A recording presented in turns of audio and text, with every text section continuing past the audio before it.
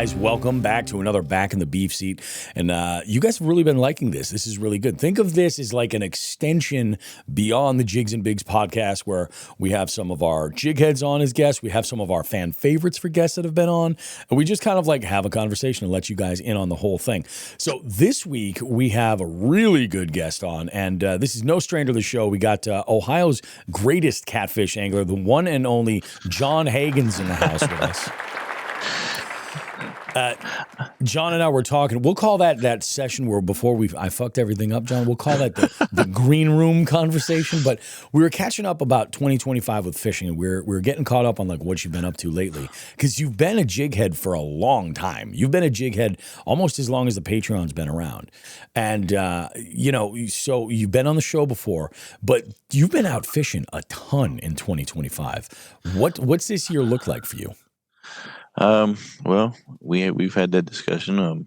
I've been I've been on the Jigs and Bigs, a couple of the tourneys for you guys, but I've mostly been focused on my online catfish tournaments. Shout out to Kayak Mike, actually. And I had a pretty strong year, like I said, my lowest was a 12th place finish, but I think the other 6 tournaments I've had 2 first place, 2 second place, and 2 third place finishes. But I did fall short. Like I said, I finished second in the points trail, so missed out on the kayak. But there's always next year, right? That's exactly it. There is always next year. You can always make a comeback at it. And at that, I'm glad you mentioned the kayak, because we talked about that before. You're like, you were about to pull the trigger on a kayak, and you decided not to. And this opportunity for this tournament here, I don't know if you caught, like I said something in the last one of these episodes, and I've been getting a lot of shit from so many people. I'm curious, like, I don't know if you chimed in yet in the comments over on the reel that I put on Instagram to tease it, but what were your thoughts? It depends on which one it was. Oh, that's right.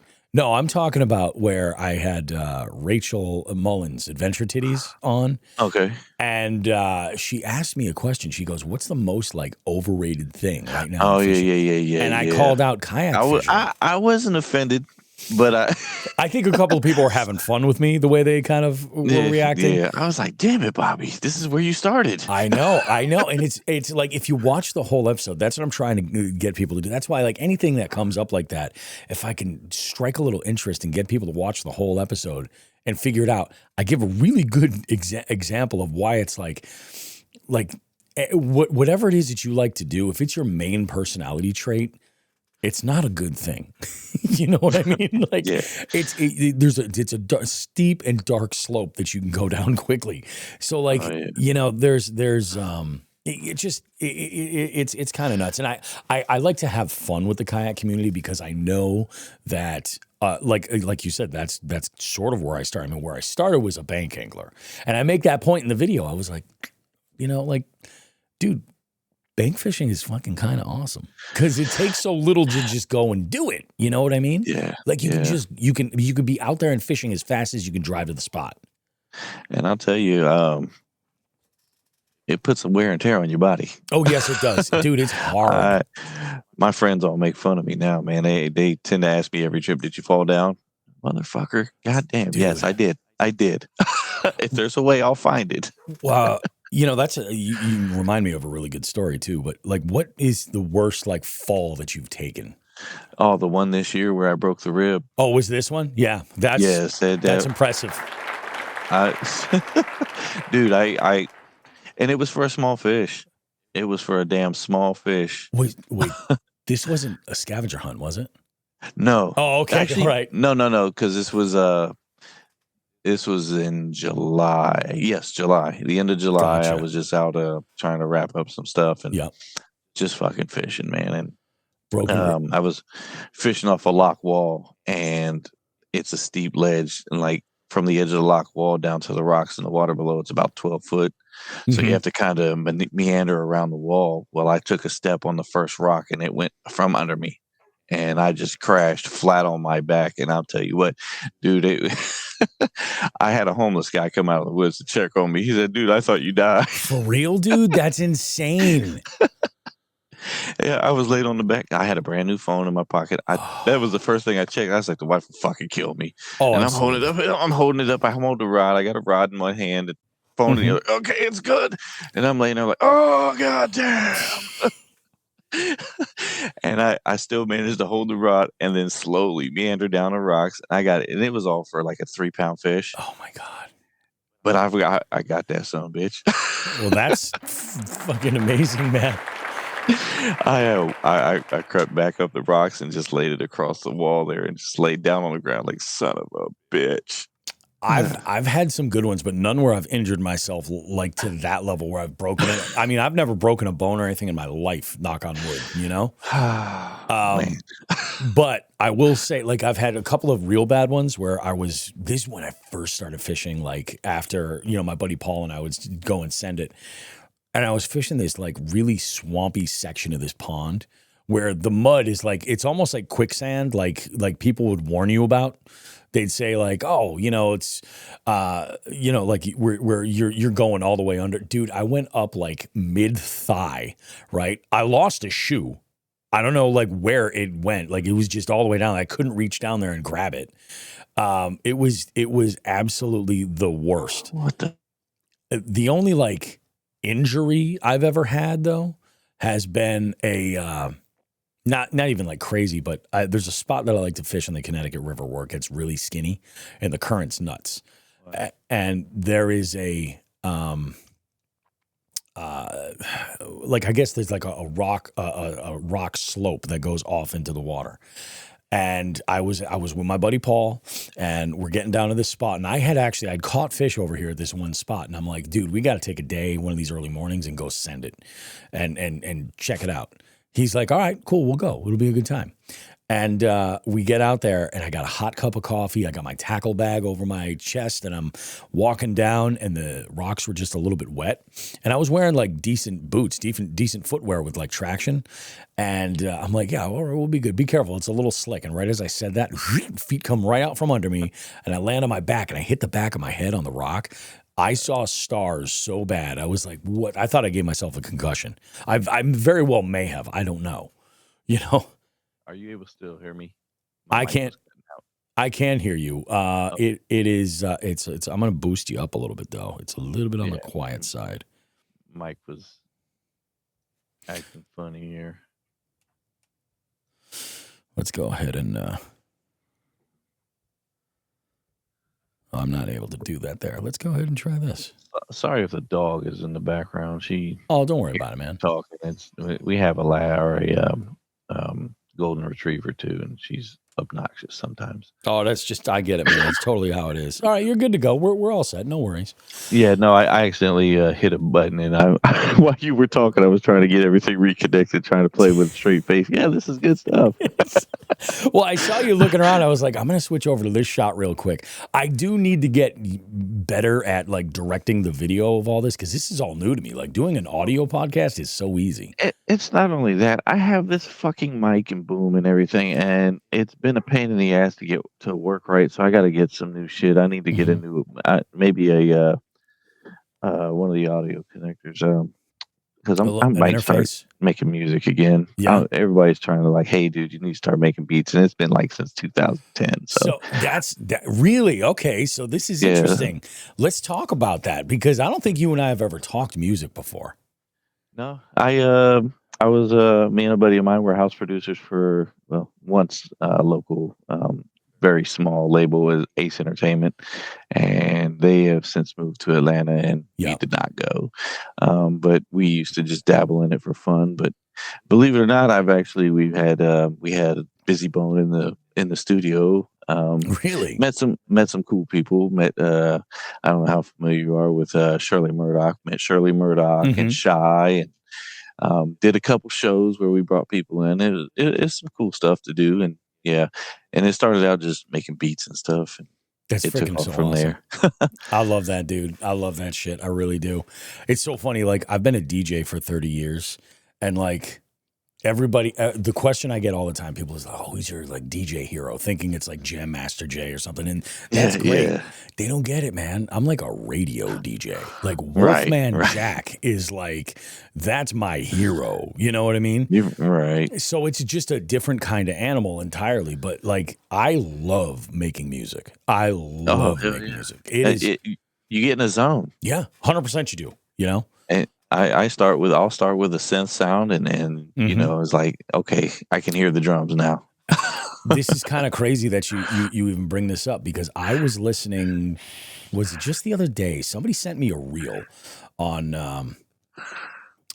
Was it? I think it was on Instagram. Yeah, somebody sent me a reel on Instagram, and it was a live show. And there's an artist who goes by the name Flywalker, right? And he's got a Mhm. song called Bass Pro, and Nice. it's got the light. It's got the line in it where he's like, "You wear a Bass Pro hat, but you don't fish. No, you do not angle," or something like that. It's great. I think I've heard that. You- It might be on TikTok on some of the the music you can play in the background on there. It I think very I well actually could heard be. that. It's on. I found it on Apple Music. I downloaded it so I could play it while I was, doing events and stuff like that. Well, especially like Yeah. I'm thinking like fishy trivia and stuff. But I did send it. So it turns out this artist Flywalker is Mhm. from Vermont. Okay. He's up there. He's by Champlain, to my knowledge. But Yeah. I'm like, there's not a lot out there for like really good, not like super cheesy parody music. Mhm. That's that's fishing oriented, but there's very little. There's even less of it in Massachusetts and New England. Man, that's wild. So I DM'd him about coming to the 300th episode. I have to look it up and see if I can find him. Yeah, I saw some guy. I was like, I don't know if I sent it to you or not. It was a guy that was he was rapping and he was from Massachusetts, and I got to see if I can find I that. think you It's did fucking send that to hilarious. me. I think I actually might even know who that is now that I think about it. Oh, okay. I think I might know who that is. But yeah, I sent this guy Flywalker a DM. I was like, dude, I'm doing this live podcast recording. I was like, listen to the show and like make sure you're into it, but be kind of cool to have you come down. Talk more yeah. about fishing, and like I'd be like, we're barely gonna scratch the surface on music, and maybe have them perform that song right there. Right. Although I wonder That if that would sounds. fuck up the live stream. I'm sure there's ways. I'm Yeah, sure there's I mean, ways. I'm Hell, I'm not. sure there's. I've always wondered, like, why don't you take like live calls during the show? Because I'm sure there's a way you could plug it in. Oh, I definitely Maybe take a couple calls to say, one show or something. I could do it I could do it easily actually with the hotline. The problem is I know our audience and I know they're gonna fuck with us.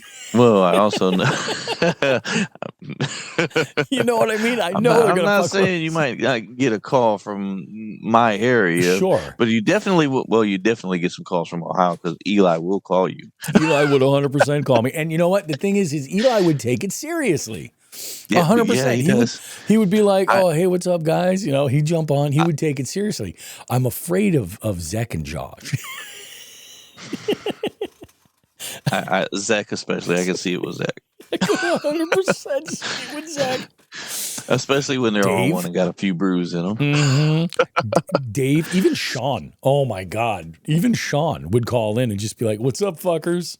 I'm out here with what is it? Grampy's sleepy medicine." I could see that. I being tell you bad. what, if there's been quite a few times where I've been, on the bank listening to you guys, I'd fucking call in because half the time I'm just sitting on my ass watching my ride. Oh hell yeah, man! It's like if you got the time, if why not? I am amazed at the amount of people that listen to Jigs and Bigs on Yeah. the water. You know what I mean? Like specifically, like when they're just like, yeah, you're like, I'm in the boat. I got a Bluetooth speaker. I got my kayak. I have a headphone in or something, and they're like, yeah, that's when I listen. I was like, it's nice. Yeah, I have if I miss the live recording, I'll just play you guys throughout the week because I have a decent ride to work. I have at least a 35-minute ride to work. Oh, there you go. Or if I'm running down, doing some fishing, I don't stay local because I don't have Yeah. good water like 20 minutes away like I used to when I lived up in Columbus. I live down in Lancaster now, so Sure. I got to drive. But I'm in a good spot where the Ohio River is about an hour and 15 away. Yep. The Muskingum River, which is my flathead honey hole, Yeah. is about, depending on where I go, is anywhere from it's it's about 45 minutes straight east from me. But if I want to get to my good hole, it's a good hour and a half. And then I have the Scioto River, which that's the river I grew up Yep. fishing in. I know that some bitch from north of Columbus all the way down to the Ohio River. That's So perfect. That's what you yeah, want. it's so I'm kind of in a good spot, and I got some decent lakes. Yep. If I want to go kill some time. So That's perfect, man. And it's nice when you're in a central spot like that, because then you're not like all the way away from like the good spot. oh yeah, You've got options to play with. I wish that it's funny because like Central Mass has some pretty decent fishing around here. And I go out to that. I just like to say I'll treat myself every once in a while if I've got the time to be able to head out there. But I'm an hour out from like some of my favorite spots in the Berkshires, an hour out from like some of the, not really even an hour out, to be honest with you. It's probably, but like I can't get to the Cape that quickly. I really have to give Cape Cod a full day. So okay, so yeah, that I always hear you talk about the Cape, and I'm like, are they talking about Cape Cod, Yeah. or is this something I'm not from up there, so I'm not familiar with the lingo. So This is the most Massachusetts drink anybody could drink. Really, it's a Cape Cod Dry from Polar. nice, Yeah, it's pretty friggin'. But yeah, it's a cranberry soda. So nice. I'm like, that doesn't get much more Massachusetts than that. Well, But yeah, I got my survival juice, so that's what you got to get it. Now, I am curious because you do focus on a lot of different species, like, and you are primarily fishing a lot of rivers for the most part. yeah, Does winter fuck up your mojo like that much? Like, how are the yeah. catfish and carp reacting to that? So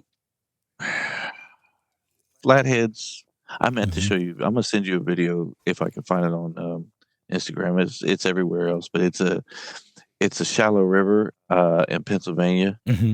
where because flatheads they shut down once that water hits 45. They are done. That's what I was curious And about.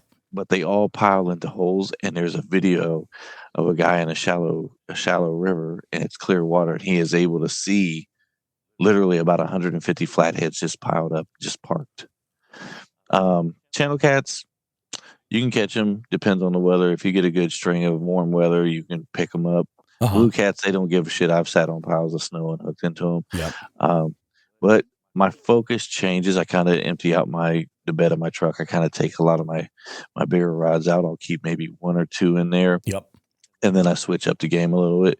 I might put a rod out with something cut to see if I can get a blue cat. But then we're switching it. We're going for saugeye, sauger, and walleye. Yep. I actually just sent Eli an invite because I'm going to head down to once I get through this overtime after Christmas while he's still out of, I'm sure he'll still be on winter break from school. I'm going to head down to Meldal Dam down on the Kentucky side and see if we can get into some walleye because there's some big walleye down there. I just watched a video of a guy catching a 9-pounder over 30 inches. Oh wow, no kidding. So yeah, oh man, I don't know how much walleye and saugeye fishing you've ever done, but I mean, I'll tell you what, when you get them, they fight good, but it's almost a dead weight. Mm-hmm. So Yeah. but it's fun. That's how we kind of beat the winter. Of course, we have the Mad River. If I want to go catch browns, they were the last trip at the last Jigs and Bigs tournament. Uh-huh. The last Open actually. I had a hard time wanting to leave because I went there specifically. I need one good trout.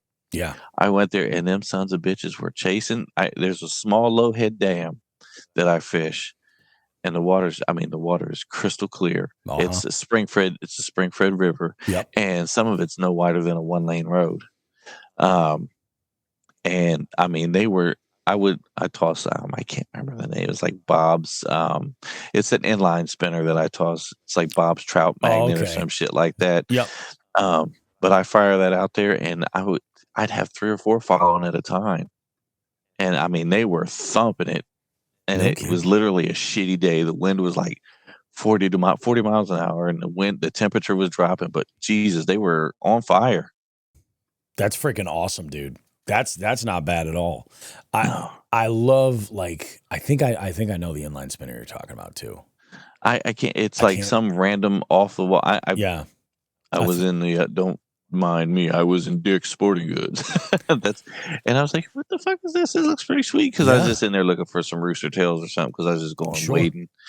I I was like, I'm gonna take this for the see. I've caught smallies on them.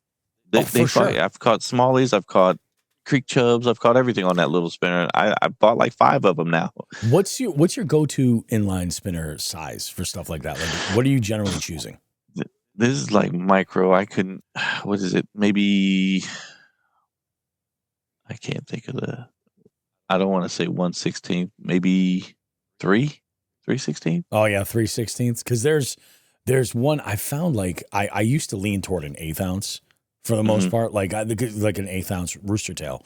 But then I found there's a it's not a 3/16. It's an odd size. Because I take that back. There's 3/16 and I think it's a 1/6 ounce. No. What Mm-hmm. am I talking about? I think it's just slightly larger. It's not 3/32 of an ounce, but Okay. it's just slightly larger. But the hook is a little bit bigger, and I've Mm-hmm. found it to be really good, like a better hookup Mm-hmm. with a lot of like the stockery, like just loaded trout. Like they seem to hook up a Yeah. little bit better. Dark Horse has a good inline spanner from Dangle. There's 2 of them, different style Mm. blades, and they're available. It's a weird size. It's like I think they listed as 3.5/16 of an ounce. Okay. But that's a great one for all sorts of species.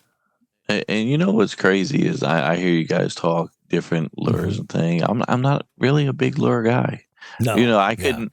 I get shit and I don't even know how to get the, what I'm saying, I don't know what the right action is, so I just work it till I fucking figure it out. the kind of the way that you want. That makes total sense. I've seen plenty of people Yeah, do that.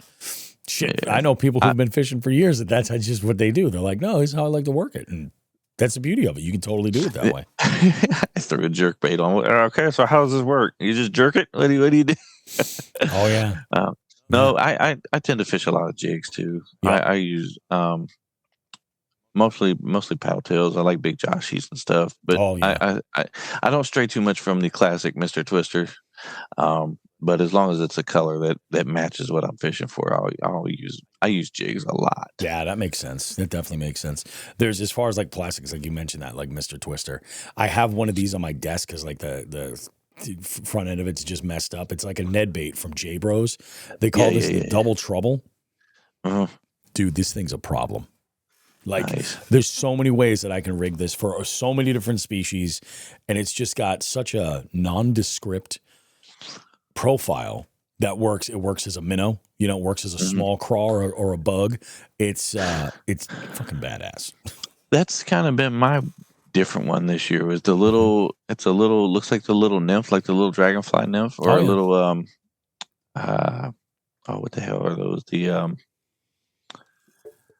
Oh damn, I sound like an idiot right now. Don't worry about it. It's you've been up all night. I just got up. Things are It really is, dude. Man, I went to work at 8 o'clock last night and came home at 6:30 this morning. dude, that's So rough. yeah, they're long nights. But yeah, fishing the little nymphs on a net head and just kind of drift them in the current. Yep. And I've been smoking some nice smallies and some big rock bass, dude. If you ever come down here during the when it's warmer months, I'll take you to that secret spot. Somebody bought the land, but they still let us fish it, Yep. That's and always nice. That's always real that's nice. that's that little hole that I drag a lot of fish out Oh of. yeah. And I want to say that's where the state record rock bass came from. No shit. Um, I can't remember the exact length on it and weight. I think it was like almost 2 pounds, something like that. It's I a don't know. decent It's sized rock bass though. crazy, and I could be way off. I don't Hmm. know. I don't. I don't stray from the catfish world a whole lot. Yeah. It's just like when I was a kid, I just learned how to catch everything else, and I think I told you before. I caught my first flathead, and it was on from there. Oh yeah. That's like where that's where the drug really gets introduced, and you're like, shit, this is just too good. So I have a question for you. What do you got? How often do you fish the Connecticut? Because that I've looked at that on the topo maps and Hmm. stuff, and it looks like it's got some pretty interesting structure up there. It does. It has some really. It's funny you mentioned like walleye fishing, and Yeah. what specifically when I fished the like just recently I was out with Binya, and I launched further north than I've ever launched before. And it was just by chance because they were doing construction at the ramp. So I was like, okay, cool. We'll figure it out. I called my go-to, my Sherpa of the Connecticut River to get some advice. Like, do I go south a launch, and fish in between there? Because I found some structure that looked good there too. Mm-hmm. Or he was like, if you go north, you can still fish exactly where you want to fish. So I was like, all right, sounds good. Let's go ahead and do it. And there was one other boat that was launching when we were there. And this guy was like, he goes, oh yeah, you guys going out for smallies? And I was like, smallies, pike, whatever we can get into, man, we're here. He's like, yeah, I'm going out for walleye today. And I was like, really? Because like to my knowledge, when it comes to walleye in the Connecticut River, they're very much like in specific little sections. Like they don't really seem to stray a whole lot. Like and some of them are like where I've heard some of the best fishing is. It's very hard to get a boat up there because in between some of these sections, it gets wicked shallow. Yeah, you got to break out the old Chevrolets, man. That's it. Yeah, no, 100%. Like there's this one spot, but the difference is this launch seems to give some access to that. So I might dabble a little bit more. This launch also is in a great position because like geographically it's in an awesome location as far as the local, we'll say, accoutrements could be found. And that goes for a bunch of different things, but it's a nice little area and it doesn't get slammed. Like my main launch that I use, the Oxbow launch, the Oxbow public launch, it's like fucking Beirut. I will tell you, man, coming from a river guy, because dude, you just got to probe it. You just got to probe it all time of year. Yeah. No matter what. If you're fucking bored and you're close by, man, go out there and toss something. Go send it. And especially in the wintertime, dude, they're a little more focused. And it doesn't matter the species. Just learn their tendencies. Yeah. Walleye, sauger, they're cold water fish. And they like, they cold front hits, they're still slamming. They thrive on that shit. And then, the later in the day, the better, the darker, because they're low light fish. Because, their whole name comes from their eye. They're able to see, in low light conditions really well. I've actually have been out fishing at night and have shined my light on the water and caught what looked like something glowing orbs under the water. And it turns out they were actually saugeye posted up on the bank and their eyes were just glowing in the flashlight. Oh, really? Yeah, because they're huge. It's pretty wild. Their eyes are like generally larger than most other species. So, yeah, that's nuts, dude. I've never caught one. The first time I was in the boat with anybody who ever caught one was up at St. Lawrence, and it's one thing that I will say. Like since I got the boat, and that was primarily the reason was the river, the Connecticut River, because I hate fishing the river, even the Oxbow in my kayak. I just I don't do it, and I was like, I want to do like some bigger water. I want to do this. So I was like, let's get the boat. We'll get more access to the river, more controllable. But it's crazy this year specifically how much more I really learned. And some were hard lessons about river fishing.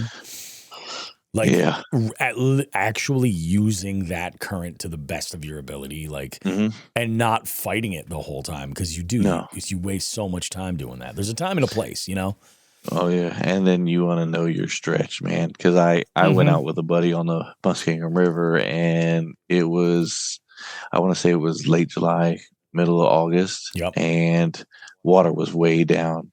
We found out how shallow that really was. Quick, yeah. And this guy, being the guy he was, friendly, and we're headed up river back toward the launch, and he stopped to wave at somebody that was waving at him, and boom, he blew the skeg off the bottom of his motor. Dude. And he blames it on me to this day. Of course. He fucking broke my boat. I wasn't driving. What are you talking about? Yeah, exactly. I wasn't driving, man. And we launched in about 1.5 feet of water because the water was so low. Holy shit. I mean, this year, especially the end of the summer, the water levels were ridiculous. Like it's been bad here. Yeah, it's crazy, crazy low. And, it's when was the first full day I sent it with my boat, I freaking ka-chowed a prop. Same kind of situation. Just again, like not really like paying attention of like how shallow it got and the fact that there were rocks there. And I think that's my biggest fear of making that kind of a buy is just Yep. buying it and then fucking it up. Like, But you know, I will say at a certain level, like you do start to get really comfortable after that first year, oh and yeah, you're like, okay, I'm going to be smart about this. I don't know what's going on. Like what Benny and I had done on when we went out that one day on the river, because again, knowing the water was really low, but it was also really fucking cold, and it was not the day I wanted to get like climb out of the river somewhere away from the ramp and then have to figure out how we're getting the boat back. So yeah. we were like, you know, I'm like, I was looking at the map, you know, at a topo on the route down. I'm like, if we stay kind of central, we'll probably be okay. But there are some spots that it gets pretty shallow, like questionably, like on the map when it says like 4 or 5 feet, I get a little bit cautious until I know when we get there. So what I did was I just left the track the whole way we went down there. We just kind of, I don't want to say we idled, but I think we probably topped out at like 7 miles an hour. You know, nothing crazy. You were booking.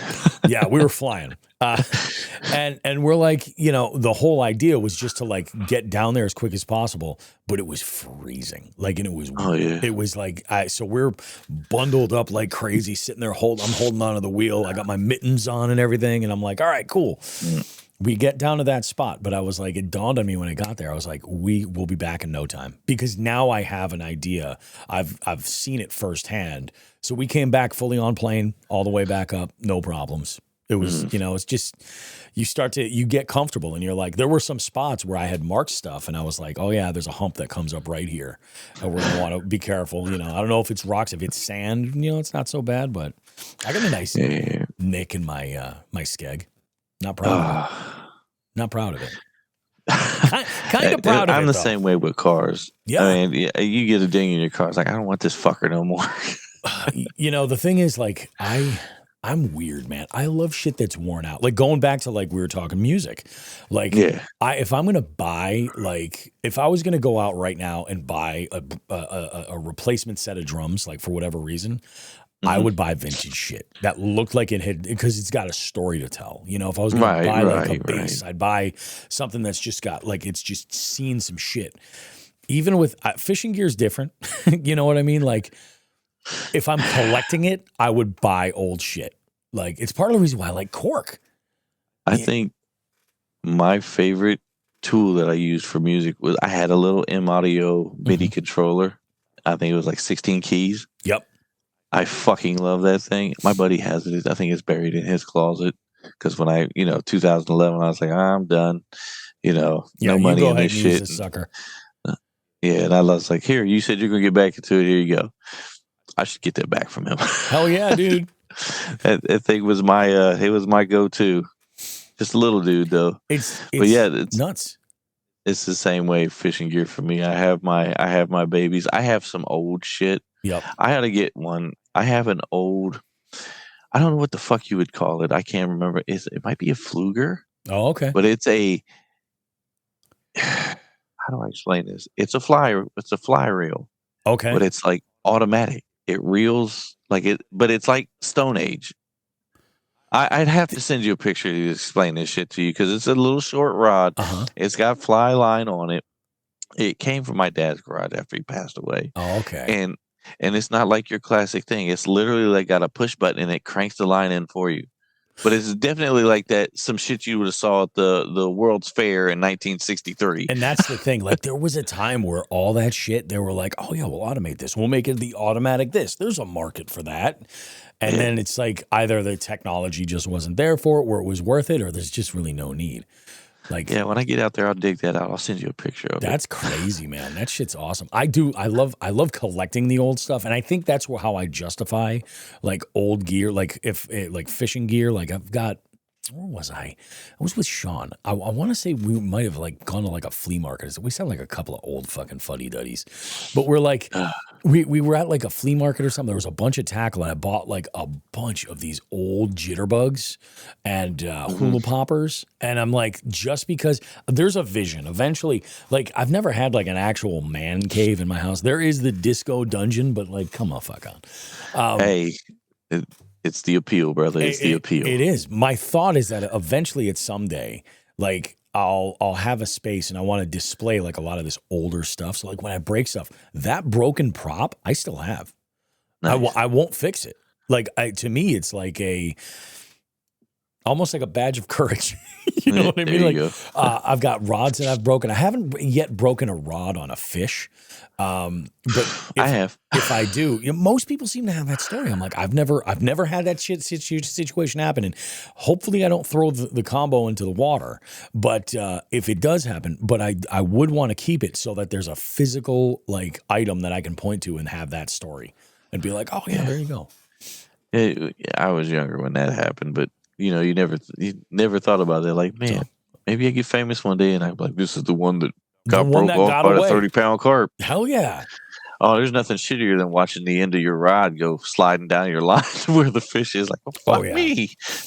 If there was a way for me to like catch that pike. That jig is long gone now, but that took off with that little finesse jig that time and just keep. I might get a replica with that fish. I might, but I would keep that jig, and that would be like the story. That is actually the same kind of jig. I have one hanging in my car because I wore the fucking barb out on the hook. I caught so many fish on this Giltech jig.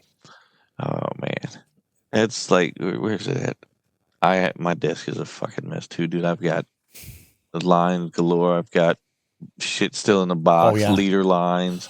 Hell, I've even got circle hooks pre-tied. Mm-hmm. But I have a reel. Oh, dude, that's nice. This is what I was telling you about. Cheap ass Mr. Catfish reel. Yeah. When I told you guys talk broke on the boat, blah blah blah. Yep. Dick's Sporting Goods for about $60. Yep. This is nothing but an Abu Garcia reel with a fucking Mr. Catfish logo on it. Mm-hmm. They do take a little bit of maintenance. I got to repair this one because the spool wants to rock back and forth a little bit. So that's what was that's what caused this big ass bird nest right here. Yep, that makes perfect sense. I went to send a 4-ounce weight out to the middle of the river, and it backlashed on me, and I just watched that whole rig go flying halfway across the Ohio River. It was having nothing to do with it. Nope, not today. That's freaking crazy, dude. But that little reel's put a lot of fish on the bank for me, so I won't throw it away. I have others out there that I've actually broke, so I'll get parts out of that to put that thing, get it right. So no, that's awesome, dude. That's that hood Billy ingenuity, man. I freaking love that shit, dude. We're talking a little bit of gear. Let's talk about we did a segment on the show on Adjust the Tip about gift giving and holidays and shit like that, but also like utilizing those sales to restock. Now, I haven't bought shit for restocking for any of that stuff. I kind of restocked already. I've made some mistakes in the fall. So I'm cutting myself off until really expo season if there's some stuff that I really want, but I don't need a whole lot. What was the damage with you? Did you drop anything? Dude, I got to replace everything. So I use a lot of terminals. So of course for what I do, a lot of weights, a lot of big hooks. And I'll probably go through and I'll stock. I'll buy a couple 20 packs of 10-aught circles. Same with 8-aught, 6-aught. Because I like to build for what I'm after. So I think this year what I'm going to do is I'm going to pre-tie because I spend so much fucking time retying. Because like you said, you've seen some of the rigs I tie. Oh yeah, they're time consuming. They really are. Definitely. Even just tying a simple snail knot takes time because if you don't do it right, you're losing your fish. So I think I'm going to pre-tie a whole bunch this year and just different sizes. And then I think I'm going to bag them in a sense to where I have a peg float in there. I have my hook. I have damn, I need some sleep. Basically everything that goes with the rig in there, down to the barrel swivel. Yep. That way, all I got to do if I break off, just retie to the main line and keep it pushing. I'm also thinking about maybe getting into tying rigs to sell. Oh, really? I just keep looking at this, and it's like I have an idea for what I want to do. It's a good Everybody's kind idea. of doing the same thing with the fucking. I don't know if you've seen them. They call similar to what I gave you. They're called the chunky rig. They got the big rattles and all that shit. Mm-hmm. You don't need all that. Yeah. But I'm thinking about because I started using was it black leader line. I just feel like it's good for low visibility there. Yep. I've been using like black peg floats and things like that. So basically, everything I use is all black except my main line. Mm-hmm. And I just feel like that lower visibility helps for what I'm doing, especially when the water's a little clearer. Yeah. No, that makes You know? sense. That makes sense. When you're, like when you're put, actually, you know what I could see working good for you, John, with that is getting into that whatnot stuff that Joe's doing. Mm-hmm. Like put together a okay. bunch of rigs and then just do an auction. Like, because if nothing else, that's a good way to promote for it, to get some That attention. not only that, we have a lot of mom and pop bait shops around, so That too, yeah. And that's the thing, like that's where like catfishing and multi-species Mm-hmm. fishing in general is really unique because like a lot of the mom and pop stuff is like that's where you're gonna find the juice, I guess That's actually with bass too, but yeah. That's one of the things I have that I want to do. I actually want to open a bait shop. I have a name for it and everything, and it's going to cater to the cat man. I'll have some stuff for you bass guys. Of course. We're going to call it Catman Do. Whatever the other guys don't have, Catman Do.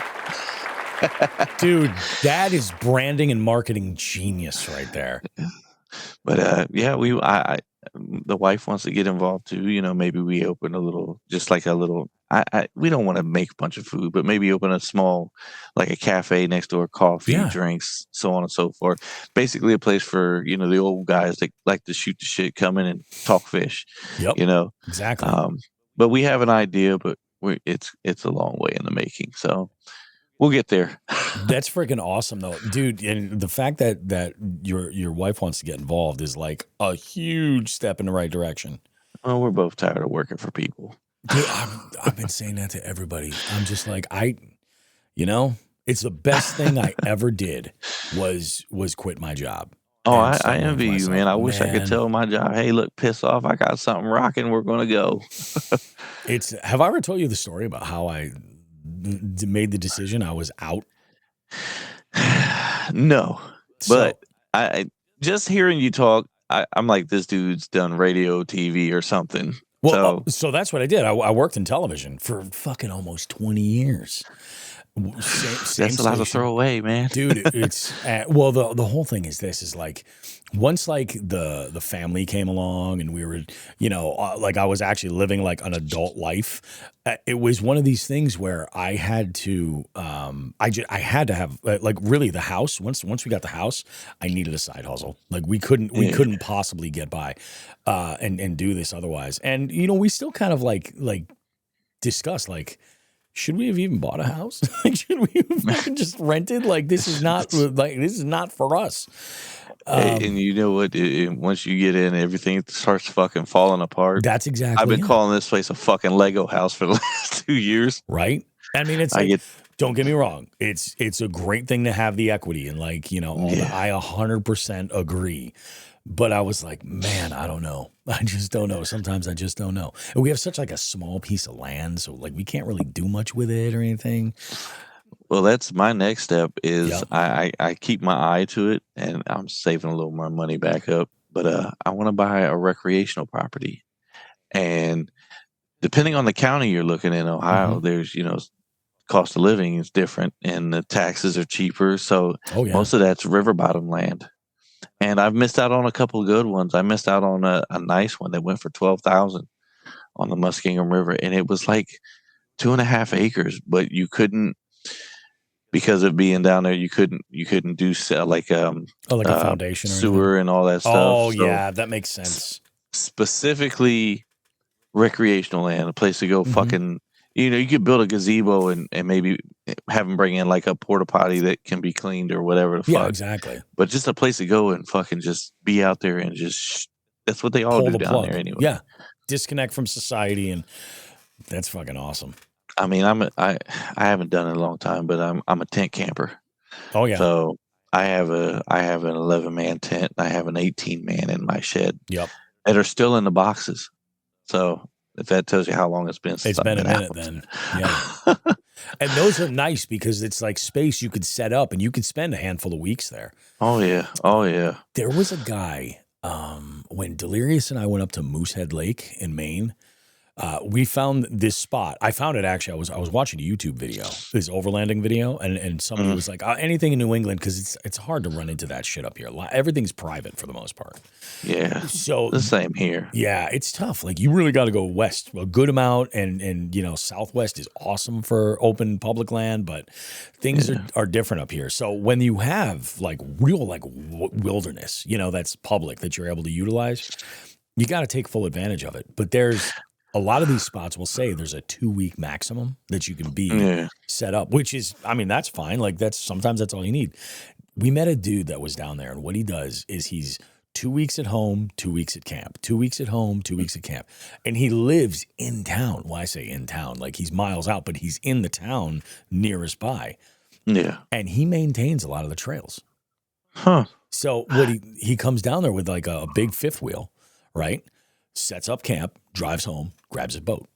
And then he comes on, sets up, and then he's good to go. He's like, yeah, I can do whatever I got to do. I'm like, that's kind of badass, So I don't know how much you know about Ohio, but one thing you can give them credit for is the public campgrounds at a lot of the lakes around the state. One of the nicest is Salt Fork, Mhm. Cowan Lake down towards Cincinnati.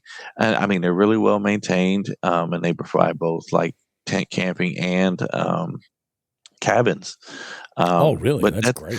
we grew up doing that. We had an annual camp every Memorial and Labor Day. Memorial was always Camp Hell because it rained like a son of a Of bitch every course. time. So we had tarps and everything else up. Yep. But yeah, that was our thing, and then we'd maybe spend a week at some random lake in the middle of July or something. But yeah, we grew up. We used to camp and camp and camp. Man, it was a good time. That's And it's awesome. hard. It's hard when it gets away from you because you got to do the adulting thing. Yep. Oh, Yeah, 100%. It's a challenge. It's like even here, like the state campgrounds, the state parks and everything. I looked into it in like August or early September, and apparently that's just too late. But like a lot of that yeah, winter camping shuts down. But there's a handful of spots where you can go, and I was like, I'd like to just go and post up and just get in the woods. And like I think I mentioned this on the show, and like go up there and just cook like a couple of really good, like more intensive recipes while I'm watching the fire and smoking a yeah. piece of meat or something like that. Like do some like primitive shit like that. And I'm like, that would be so much fun. Yeah, I we have a couple primitive campgrounds here. That the lake that I sent you where the guy caught the new state record striper. oh yeah, That is a primitive camp. No electric, nothing. And that's awesome. dude, I have the funniest fucking story. When we were younger, we were there camping. We camped for a whole weekend, and there's no motors allowed on the lake, so we had a Yeah. rowboat. We rented a rowboat from the lodge and stuff, and we were out in the middle of it. And it's not a real big lake, but when you're Mhm. fucking rowing, you're rowing for You fucking feel it. days. Yeah. Yeah. It doesn't um, really matter at that point. we got caught out in the middle of the lake. A severe storm popped up on us, and I mean, when I say severe, the water started white capping, the lightning was going Oh yeah. crazy. And let me put it to you like this: the Bubba and Junior stories could go back to me and my brother. You know, Okay. and we're out in the middle of the lake, and we had his name was Steve Baker. He's part of the reason I fish the way I fish. My dad got me All into right. it, but he was a neighbor and he was a mentor. I mean, he was good guy, all around, just took care of everything, loved nature. Mm-hmm. He would carry trash bags in his pocket, and we'd be out and he'd stop and pick up all the trash at the banks. That's So we kind awesome. of picked that up from him. But he would take us out camping and stuff all the time. And we were out in the middle of the fucking lake in a fucking aluminum john boat with rows, and he's rowing for his life. And the wind's cranking, it's lightning. I mean, vivid. I mean, just Yeah. every 2 Dangerous. seconds. Yep. My fucking idiot brother is sitting in the back of the fucking boat with his rod in the air. Let's see what happens. I said, fucking row me to Oh my shore. I will God, dude. run back to camp. Who does that? Oh, God damn it, dude. I probably ran a quarter mile to get back to the fucking camp because I'm not riding with that fucking idiot. I bet, And when we yeah. got back, Steve was so pissed. He's like, I don't understand why you had to get out of the boat. Did you see what was going on in the Yeah. back? Like, we would have all been fucked. 100%. Oh, Oh, my man. brother's out there somewhere, man. Well, he's I hate to say it, he dabbles in the narcotics, and yeah, Oh. he's kind of we know where he's at. He's somewhere in LA, Mhm. outside of LA anyways, but yeah, my mom's able to figure out where he is. He does have a jail record out there now, so Oh, he might be gotcha. the Bubba in this scenario. Could be the Which, Bubba. I think Bubba and Uncle Frank might be a good duo, bud. I think so. Bubba and Uncle Frank, yeah. I could see that. Fucking Oh Uncle man, Frank. I heard some folks weren't really into that. No, there were, oh my God. But I don't know. It was only a handful of people, but they were really not happy. They were really like, It can does, we just put this to bed? but it's real life, man. Yeah. There is just, it's unfortunate. I live in an area where that's Pretty common. every day. Yeah. Well, and it's funny, like even the pay lake thing, like I never even really knew like that was a real thing. And then I was like, let me just look into this. And there's like why on earth are you making content about like being a bad, like how small is your dick where you need to fucking make content like you're some master angler at a Oh my fucking God. pay lake? Dude, you should see the comments. I'll probably screenshot you some next time I come across it. When you get a pay laker that enters the room and they have a specific way they hold the fish, and you like, dude, you're a fucking pay laker, get out of here. Yeah. And then the comments just explode, and it's fucking hilarious. It's crazy. Like I was like, this can't be like a real thing. And I'm like, no, it is like a legit thing. And for like, I get it. Like some people like they maybe they have like a job that just they're constantly working and they're like, I don't have time to invest. I just want to go relax, catch some fish. And maybe they don't do like fucking bars, like Well, you don't that's have just to not have their a fishing thing. license either. Yeah, you know what I mean? But here's the kicker, though. Fishing license in Ohio is one time, once a year, $25. You can get one for 5 years, a year, or for your whole life. One time. Mm-hmm. These fuckers are going to spend fucking $18 for a ticket, $20. I don't know what it is now, but anywhere up to $30, and then you're buying bait and beer and everything else. You just fucking spent a fucking way more fortune money. for one trip. So we've determined that they're clearly not going because it's cheaper than fishing public land, It's money. Although there are people that will say, and that's I think the other thing too is there is the competitive side of it, because it seems like they run a lot of their own tournaments where they're like, oh yeah, biggest fish wins $1,000 and blah blah blah blah blah blah blah blah blah. So I mean, I get it, but it's like, I don't know, man. It's number one, like the more I look into it, I don't really think it's very sporty, Mm-mm. But no, we used to get drugged there when we was younger. Couple friends, and it's the culture is almost disgusting, honestly. I mean, you got people out there sloppy drunk, and they're overly competitive, and it's stupid. It's literally you're fishing in this little ass lake, and they're all bobber fishing. So you've got like you got a lake that looks like a Christmas light, with all the fucking lights strung, and it's just like, dude, you catch the fish. I actually, I was really young. I was probably about 20. I have a picture of a flathead that if you was to catch him out of the river and he was healthy, he probably would have went 40 to 45 pounds. All right, so real good size fish. This fucker was 12 pounds. See, that's the other thing. They're fucking starving these fish. Yeah. So yeah, so the OCT tournaments, the online catfish tournaments, Kayak Mike is the he's the director, and when you go in there, it specifically says if you fish pay lakes, you will be banned for life. If you are caught fishing a pay lake, you'll be banned for life. And strong advocates, man, because they rape the river systems. Oh yeah, and they'll fight you tooth and nail. Well, I sent you that Kentucky thing where they're cracking down hard. So yeah, they're taking the trophy fish and leaving the little fish. Well, those fish can live to be 35 to 40 years Oh old, yeah, and it takes a long time for them to get that size. So, you're kind of fucking the future generation. Not only for that, you're sure. taking those genetics out of the river. Yep. Oh, absolutely. Because just because some of those fish might be the spawn of those doesn't mean that they've got that right recipe. You know, Right, right, and right. it And I does. It mean, takes a long time for those fish to get that size. oh yeah. And even if they do successfully nest, the survival rate, I mean, you might get 5 fish out of a clutch of, 30,000. Yeah, that's crazy. Like it would almost be smarter if they just put a hatchery on location. Yeah, Because I don't think they yeah, could be touched for that. Like if they have these fish already in there and they're able to fucking bucket biologist themselves enough, and then do that. Because then if nothing else, they don't have the impact right. on, you know what I mean? Because then it's like, yeah, oh yeah. Because what's the difference? They used to have, they've closed a long time. It was called Rainbow Lakes, Hmm. out here in Pickerington. Near Pickle Um, Park? maybe, maybe, Okay. maybe now, anyways. All right. But no, they've closed it down. But they used to stock farm raised catfish. But when the season would end in October, for a few months in the winter, actually no, for all the winter, they would stock the lakes with rainbow trout, and you could still go out. So they made money all winter round. Oh yeah, absolutely.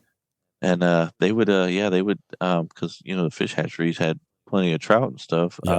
I think they used to get them from Castelia, which is now private. But yeah, they would stay open all year round, but they're putting in some nice trout too. Oh yeah, for sure. But I mean, we don't have the things we had when we were kids anymore. No, of course not. That's the whole thing. Nothing really ever lasts like that. They the one thing that I have noticed about like when you're out and you're like, especially I had this idea of I was like, how come there aren't like there's a country club? Like how come there aren't facilities where people can go and fish? And I had no idea that like pay lakes were even a thing. But Yeah. I think that there is an audience that would be interested in utilizing a facility like that where maybe the idea of fishing is like a what's the best way to word this without sounding like an absolute degenerate? Like if fishing almost like it's novelty, like they're just like, yeah, we should go and try this. Like it's the idea of like going to like a karaoke bar. You know what I mean? I'm not going to be a fucking singer, but I'll go to a karaoke bar and make an ass of myself once in a while. You know what I mean? But like a fishing bar, where you have like a pavilion and a fucking pond, some fucking picnic areas and shit, a bunch of food trucks, and people can go and Yeah. fish stocked water, you know? So, in a perfect world, so remember I told you I do have the idea for a bait shop, and the in a perfect world, it would be a site that has a pond on it, a nice sized pond, Yeah. and the idea would actually be to cater to kids.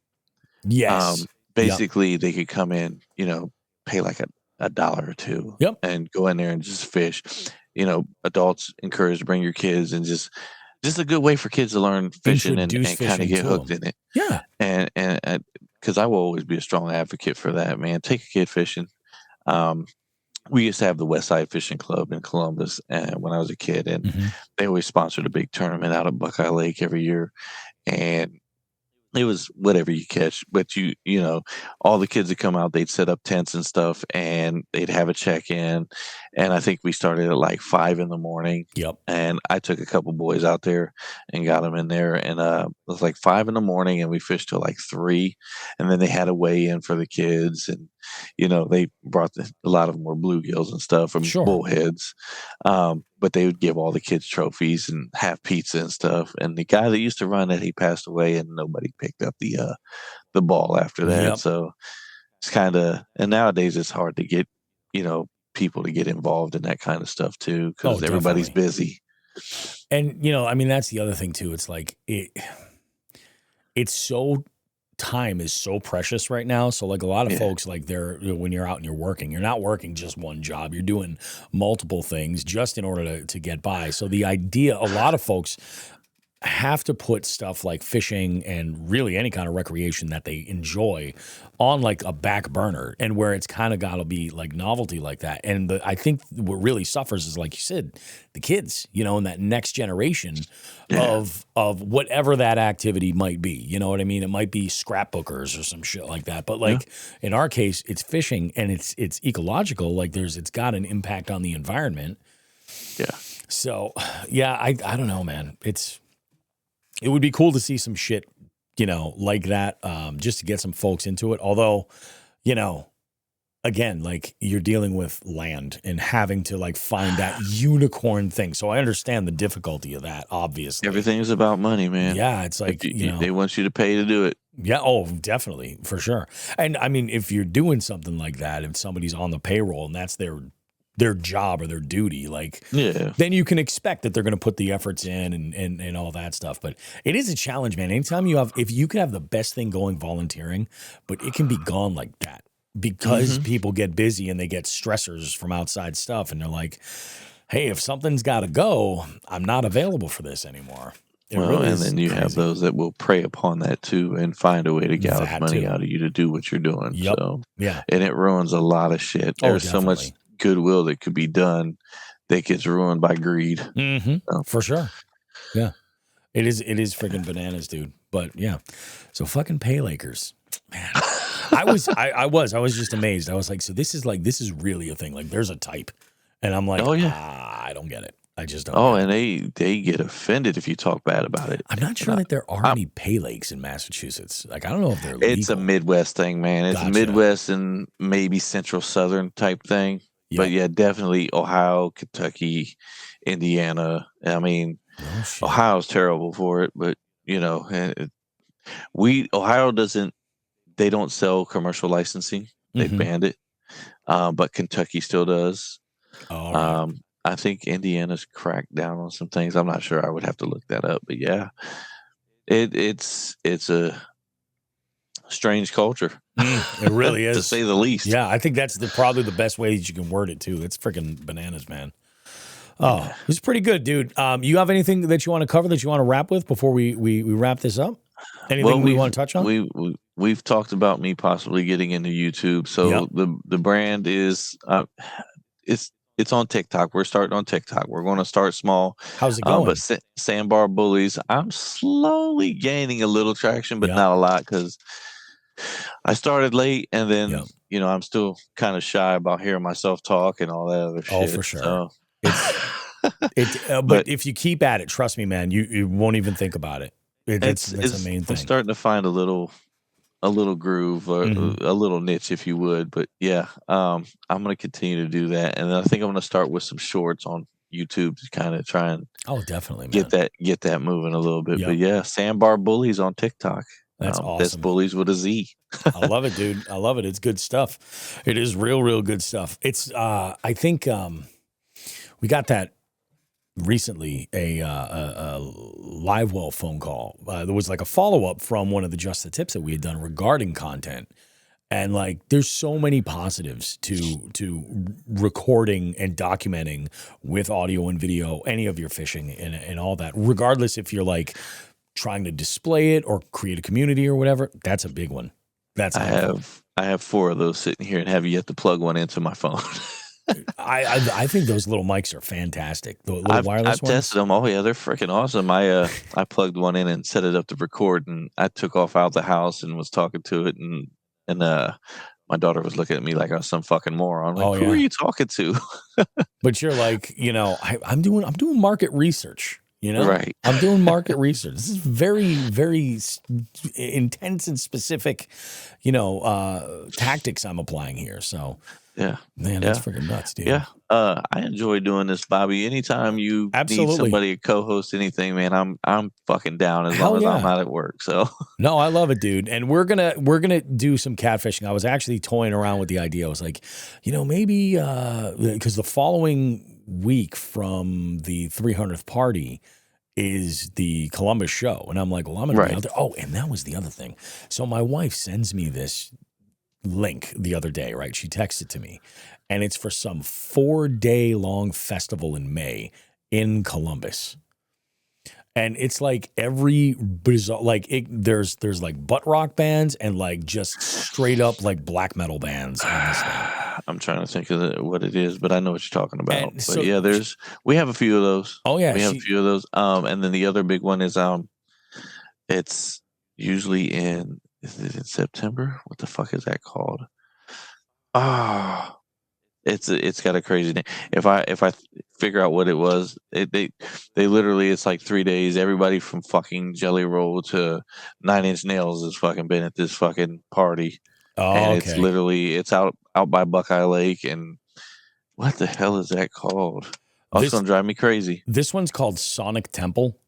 Sonic Temple was a big one. Yeah. Yep. 97.9 or 99.7 The Blitz is they sponsor a lot of Sonic Temple stuff. But yeah, Sonic Temple is a big thing here. It's so she's like, oh yeah, she's like, what do you think Ace would like this? And I was like, I don't think so. Like, I really don't. I'm like, and in my mind, I'm thinking like, I should just sign in for this. Like, let's go for it. I got to double check the dates. She is, the thing is like, yeah, Tool is headlining one of the nights. There's a couple of bands that I'm like, I haven't seen in forever that would be kind of cool. But I'm like, I don't know about this. Well, I'm a music junkie, but I have my likes. They had Tech Nine out here for Sonic Temple before, and Yellow Wolf. Oh, it makes sense. Yeah. So yeah, they get some good. They definitely some good groups, and it's so artists. wild. But my thought was, I was like, if she's hell bent on it, because even my daughter was just like, I don't really know. That's like a whole lot of lineup. Like it's just like a lot. You know what I mean? 4 straight days of festival. I don't know. And so I don't think it's going to happen. But I was like, if she wants to go for it, so hey, just get tickets for the 2 of you. I'll take the boat up and I'll just go fishing with John. Hell yeah. If you need some information on where not to go, hit me up and I'll tell you. I can get you some stuff, man. No, if you ever want to venture down here for a catfishing trip, I know I've talked Sandusky Bay. I'm going to send you a link for East Fork State Park. It's in East Harbor up on it's up near Sandusky. It's a pretty nice campground too, and they have